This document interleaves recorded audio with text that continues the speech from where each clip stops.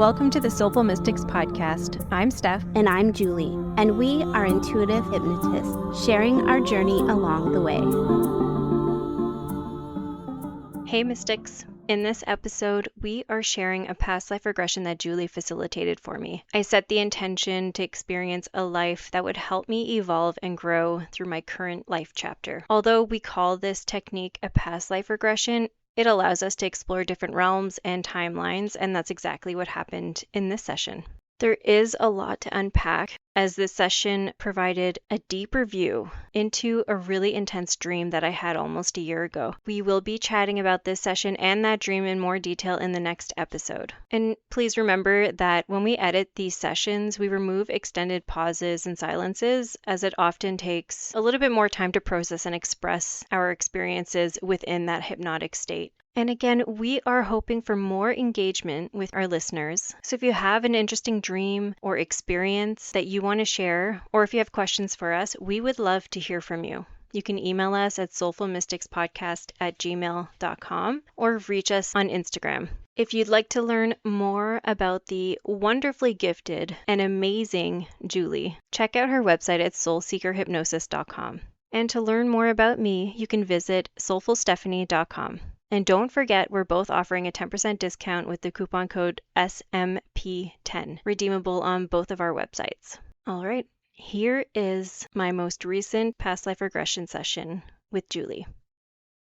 You begin to feel weightless, as if being lifted by unseen forces and transported through time and space, traveling through the ages. You feel a gentle pull. The light brightens and intensifies in a flash. And as you regain your senses, you suddenly find yourself surrounded by a different world.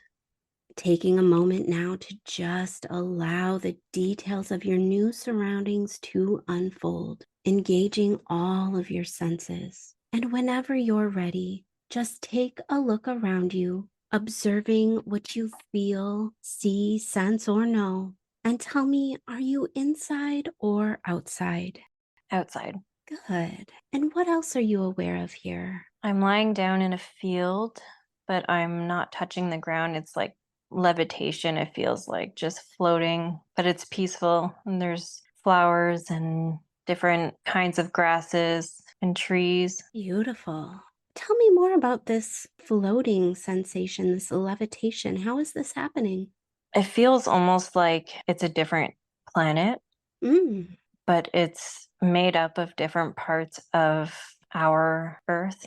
We're elevated in the sense of we understand how powerful we are as beings. I don't know if we're human beings, but I feel human. Good.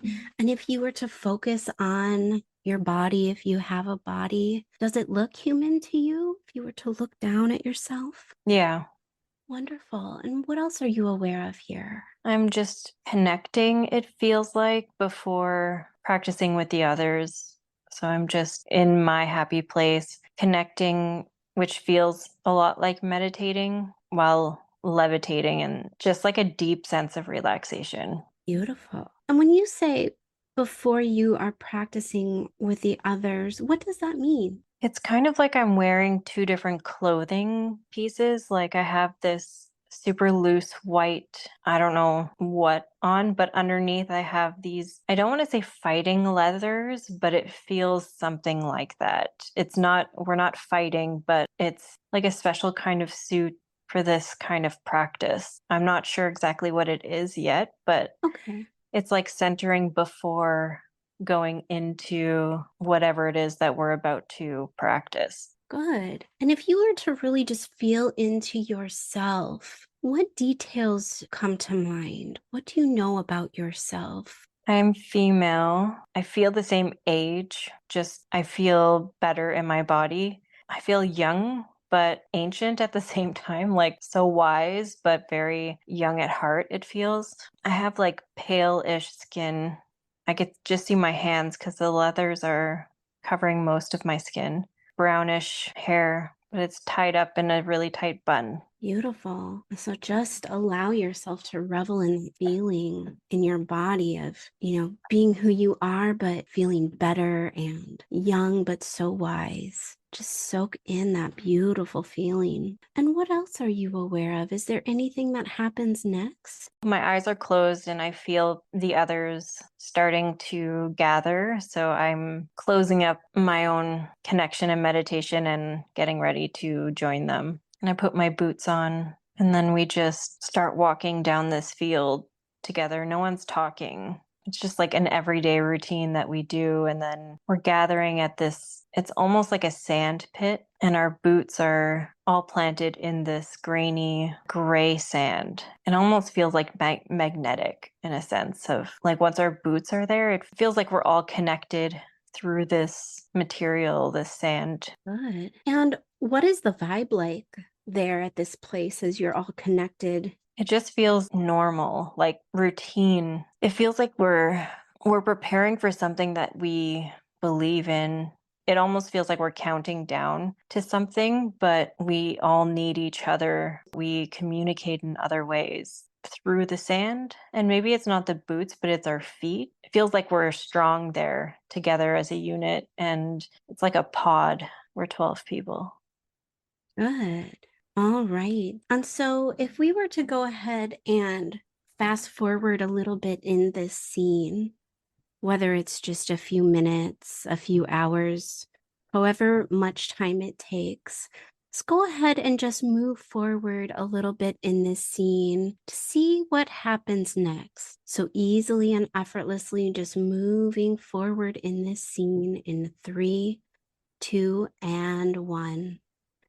I'm getting words like remote viewing. It's almost like a tuning into a different part of myself while in this pod. All of us are doing the same thing. It's a kind of work that we're doing through, it's like dream space, let's say. I don't know, dream space and remote viewing is coming in, but I don't know exactly how we're doing it. It's just there. And I see another version of myself sleeping somewhere else alone in a regular house, just so I'm not sure. I don't really understand it, but Sure. And that's okay.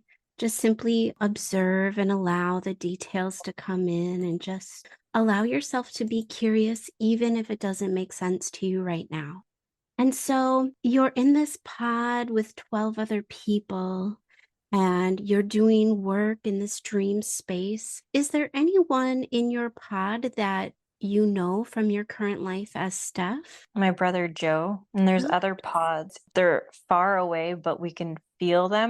The image I'm getting is like an ant colony. There's one big opening at the top that leads to different levels through this ant home in the ground. And so we're one pod, and then there's another pod that we can feel, we know is there, but I'm not looking at it. But I feel like you're in another pod because I could feel your energy there, and we're connecting and working together.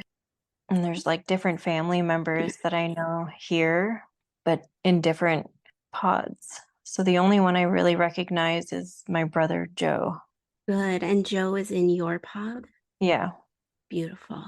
And we're going, everyone's moving, and it's this like silver, there's something like it looks metal. It feels like a metal, but it's not as heavy, or it's like more dense, but not, I don't know. It's a different kind of material than I'm used to. And what is this metal-like material? It feels kind of like a Oh, transportation of some kind, oh, okay. but it almost feels like back in the day when you had those tubes that you would put something in and it would deliver somewhere else. Oh, sure. Like at a bank. Yeah, that's the image I'm getting, that that's what it does. Beautiful. And do you get a sense of, now I know you said this feels like a different planet or realm. It's like the dream space, but do you get a sense of a time period? Does time exist where this is taking place? What do you know about that? It's like it already happened, but didn't happen yet at the same time, or maybe it is a different realm. It feels like this is the center point, and okay, I'm just gonna say whatever. It Yeah. feels like the center point of our beings that connect to the different parts of us that are here or in other dimensions or realms and gathering information. So I see these pieces of earth all over this place, and I can also have like that memory of picking up certain parts of nature from Earth as we know it now, as well as back in the day. It's like these dragonflies are there, but they're so big and different, almost like from the beginning of time here. So it's like this collection of different aspects of Earth and other planets there. So it feels like the center point of all. Yeah. Beautiful. That's amazing. We're being called to like now bring people. It's ready to be used in the way that it was intended. And this shuttle, we're going somewhere. I just don't know where. And we're not scared. We're just confident. And this is our mission, and we're confident in it. And it's like we already know what's going to happen. So you already feel that this mission, so to speak, will be successful? Yeah, we know it somehow. And it's like it already happened, but also is going to happen in maybe in this realm that I'm in as Stephanie, or this earth in centuries from now. That's what it feels like. So it doesn't feel like it's our now, but it feels like it's that now. So maybe now is just the now in a different timeline. Oh, I think I understand. Okay, so the now as Stephanie is preparing, building our being, our spiritual body, connecting, learning, developing, and growing, because that's what we're going to need to be successful in this mission in that future. So, like elevating ourselves today in order to fulfill that mission or be that levitating version of myself in that future. Oh, and this is that dream. I had this dream. We're Good. getting into that spaceship. We have these symbols on the back of our necks. Yeah. And so tell me more about that. Do you have a better understanding of what these symbols are and what they mean? They represent our pods and what we're bringing to the community. So they represent our gifts. And I don't want to say jobs. It's not really jobs, but it's like our responsibility almost. So mine and Joe's are the same, except slightly different. So I feel like mine has a lot to do with intuition, empathic, and communication. So communicating through empathic abilities and using my intuition to understand others. And his is like a physical empathic ability of some kind, but our job is to communicate through different methods of whatever our gifts are. And so that pod of 12 people are the communicators. They're meant to bridge something between our elevation and bringing those who were left behind. I don't know. We're meant to communicate with them. But then the other pods have different symbols, and it's a whole different responsibility that they have, but I can't see it. It's almost like it's not meant for me to discover. Good. And now, seeing your symbol so clearly, do you think this is something that you would be able to draw out in your waking life? Is it important for you to have? Think I'd be able to draw it or to have that somewhere as just as a representation of what this work we're doing now is meant for, something to look forward to, I'd say, Good. because it's something that we're all very proud of. Yeah. And do you think that in times where you feel things are more challenging or difficult, you know how we all get into that space where we just feel a little disconnected? If you were to draw out this symbol and keep it close by, would that help you to reconnect to this part of you? I think so. I think Good. it's meant to help with that connection to like an elevated part of myself, or having that bridge between the earth now and the higher self. Yes, I love that. All right, so now I want you to go easily and effortlessly just move to the next most significant event in this lifetime. The next event that will provide even more understanding and clarity to you. And you'll be able to move there with ease in 3, 2, and 1. And just know that those details will come. And when you're ready, just tell me what you're aware of here. So just quickly moving through that part of my dream where we're descending, and that's where I woke up. So it's like continuing that, I think, where we're actually all descending through our pods as a group, but we each have our individual device that is allowing us to descend when the shuttle stays really high above, and we're just slowly descending onto, it's like another version of what Earth is, or maybe the future version, I'm not sure, but there's no vegetation. I feel like it makes us really sad because the vegetation was the best part of Earth, and we have that where we came from, and it's just sad to see it in it's just dark and gloomy, and we're descending at a building. It almost looks like a school, but it's very heavily guarded by people, and they reinforce this building from the sides, but we're coming from the top, and they hadn't prepared for that. So we're going into their fenced area by the top. There's 5 people, I'd say they're guards, that are at the top, and they're pointing guns at us, but we're not afraid. We know they're not going to do anything. Oh, so we have another pod that is the protectors, or their shields. They're not shielding us with actual shields, but they're almost like in the mind of these 5 people, not controlling them, but just telling them not to hurt us or not to shoot. But it feels like they're shields, so they can almost like communicate through the mind and put people at ease, even though in a regular environment we would have been shot by now. And they know what's happening. They can feel that they still have all of their senses. It's really just they're not shooting. And when we get down, I see my brother Phil and I see Max, and that's him asking us where we're from. And I'm the communicator in this mission. So my job is to help them understand what we have, where we came from, and what we can do and what our mission is. And our mission is to save them, to take them to our planet. And so Phil and Max, they are 2 of these 5 guards. Yeah.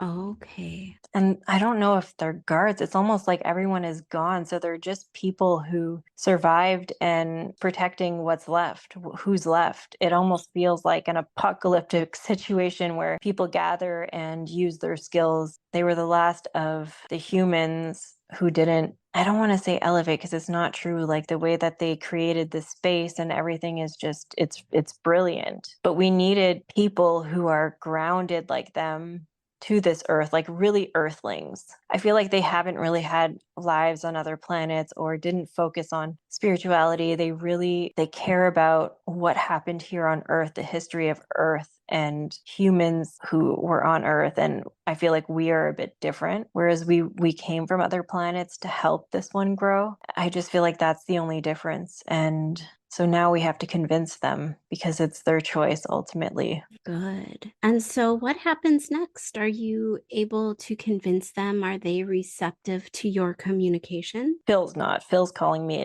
a lot of names.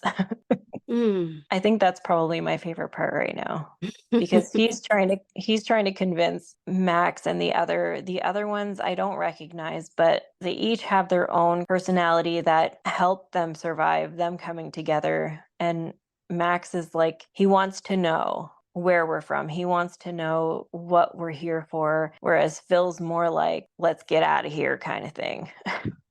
And it's interesting to see how they interact. And I think that's also like we're studying them in a way, like, and they can't see the other pods. They can only see the communicators, the people who are reading their body, reading their emotions, reading their minds, reading everything about the situation to know exactly how to make them feel comfortable and at ease, where they can't see the other ones at all. So they don't know really how many we are. And it's really interesting to see how they're reacting to that. And they ease up really easily, I think, because we look human, or we look like them, and they're really struggling right now.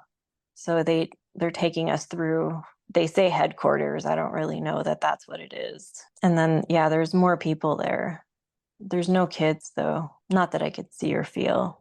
I do feel like this might have been an old school. Sitting in a library and just telling them, and they're not really sure. They have doubts. So we ask them if we can bring in someone we call a projector to show them. And eventually they do give in. And so I guess it's someone from another pod who comes in and just almost like a screen, like an actual projector, just shows them where we came from and why we have all these different pieces of earth. And, you know, there's dandelions, there's all kinds of stuff that no longer exists here as they know it. And so I think parts of them living life after life here on earth remembers those things, or one of them studies the history of it. There's books everywhere that they were able to conserve and keep. So they know that that really did come from where they are, but they didn't experience it in their lifetime. So they are curious about it. So their whole existence, has it been like this for this lifetime for them? Yeah. I see. They're young too. They're not very old. And I don't know if there is kids somewhere, but they don't want to tell us. And to us, that's not important. What's important is convincing these 5 people. Because if we convince these 5 people, then our mission is accomplished and that we can save the rest of humanity by bringing them. Because the ones that are left are the ones who are meant to be transported to this other place. And it feels like that's it. It feels like that's all I'm going to get. Mm-hmm. It's almost like I just told a story and then Mm-hmm. to be continued. Yeah. It just feels like that we're still working on getting there, and we're doing it for more reasons than just what we know or feel today. And there's so many different aspects of ourselves that are just apparently floating around and levitating somewhere else. Wow. And that's it for today's episode. Until next time, stay curious. Stay mystical.